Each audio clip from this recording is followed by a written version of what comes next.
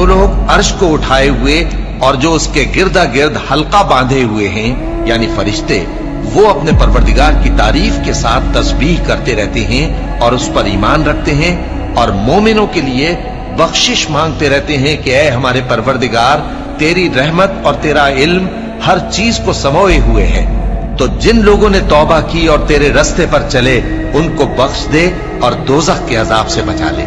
ऐ हमारे परवरदिगार, उनको हमेशा रहने की बहिश्तों में दाखिल कर जिनका तूने उनसे वादा किया है, और जो जो उनके बाप दादों और उनकी बीवियों और उनकी औलाद में से नेक हों उनको भी। बेशक तू गालिब है, हिकमत वाला है। और उनको बुरी हालतों से बचाए रखियो, और जिसको तू उस रोज बुरी हालतों से बचा लेगा तो तूने बेशक उस पर मेहरबानी फरमाई, और यही बड़ी कामयाबी है।